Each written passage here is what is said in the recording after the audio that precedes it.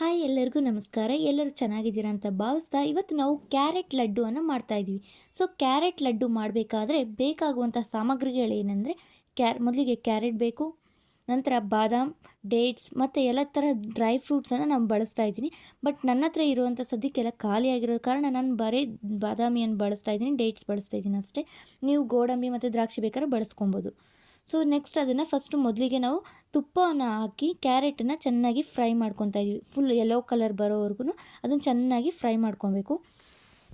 So ಇದಾದ ನಂತರ ನಾವು ಇದನ್ನು ಚೆನ್ನಾಗಿ ಯೆಲ್ಲೋ ಕಲರ್ ಆಗೋವರೆಗೂ ಫ್ರೈ ಮಾಡ್ತಾನೆ ಇದೇ ರೀತಿ ಮಾಡ್ತಾ ಇರಬೇಕು. ಸೊ ಇದಾದಮೇಲೆ ನಾವು ಒಂದೊಂದೇ ಎಲ್ಲ ಥರದ ಡ್ರೈ ಫ್ರೂಟ್ಸ್ನ ಫ್ರೈ ಮಾಡ್ಕೊಬೇಕು. ಏಲಕ್ಕಿಯನ್ನು ತೊಗೊಂಡು ನಾಲ್ಕು ಏಲಕ್ಕಿ ತೊಗೊಂಡು ಪುಡಿ ಮಾಡಿ ಅದನ್ನು ಕ್ಯಾರೆಟನ್ನು ನಾನು ಫ್ರೈ ಮಾಡಿರೋಂತಹ ಕ್ಯಾರೆಟ್ಗೆ ನಾನು ಹಾಕ್ಕೊಂಡು ಚೆನ್ನಾಗಿ ಮತ್ತೆ ಇನ್ನೊಂದ್ಸಲ ಫ್ರೈ ಮಾಡ್ಕೊತಾ ಇದ್ದೀನಿ.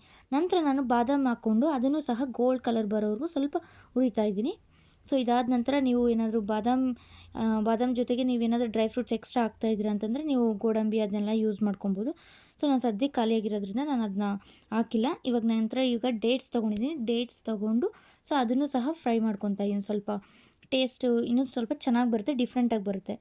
ಸೊ ನಾನು ಈ ಒಂದು ಸ್ವೀಟಲ್ಲಿ ನಾನು ಯಾವುದೇ ರೀತಿ ಶುಗರ್ನ ಬಳಸ್ತಾ ಇಲ್ಲ. ಬಿಕಾಸ್ ನಾನು ಬಳಸ್ತಿರೋಂಥ ಡೇಟ್ಸ್ ತುಂಬ ಅಂದರೆ ತುಂಬಾ ಸ್ವೀಟ್ ಆಗಿರೋ ಕಾರಣ ನಾನು ಯಾವುದೇ ರೀತಿ ಸಕ್ಕರೆಯನ್ನು ನಾನು ಬಳಸ್ತಾ ಇಲ್ಲ.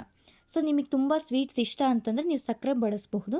ಸೊ ನಾನು ಬಳಸ್ತಾ ಇಲ್ಲ. ಇದೇ ತುಂಬ ಅಂದರೆ ತುಂಬ ಸ್ವೀಟ್ಸ್ ಇತ್ತು. ಮತ್ತು ನೀವು ಸ್ವೀಟ್ ಏನಾದರೂ ಬಾಯಲ್ಲಿ ತಿಂತಾ ಇರಬೇಕಾದ್ರೆ ನನಗೆ ಚೆನ್ನಾಗಿ ದೊಡ್ಡದಾಗೆಲ್ಲ ಸಿಗ್ತಾ ಇರಬೇಕು ಅಂತಂದರೆ ಅದನ್ನು ಸಹ ಮಿಕ್ಸಿಗೆ ಹಾಕದೇ ಇರಬಹುದು. ಯಾವುದು ಡ್ರೈ ಫ್ರೂಟ್ಸ್ನ ಮಿಕ್ಸಿ ಹಾಕಬಹುದು ಅಥವಾ ಹಾಕದೇನೂ ಇರಬಹುದು. ನಿಮಗೆ ತುಂಬ ಸಿಗಬಾರ್ದು ಜೊತೆಗೆ ಅಂತಂದರೆ ನೀವು ಆ ಥರ ಫುಲ್ ಮಿಕ್ಸಿ ಮಾಡ್ಕೊಳ್ಳಿ. ಸೊ ನಾನು ಮಿಕ್ಸಿ ಮಾಡ್ಕೊಂಡಿರೋದು. ಇವಾಗ ನೀವು ಇದನ್ನು ಉಂಡೆ ಮಾಡಿ ಮೇಲೆ ಕೊಬ್ಬರಿಯನ್ನು ಉದುರಿಸಿದ್ರೆ ಕ್ಯಾರೆಟ್ ಲಡ್ಡು ಸವಿಯಲು ಸಿದ್ಧ.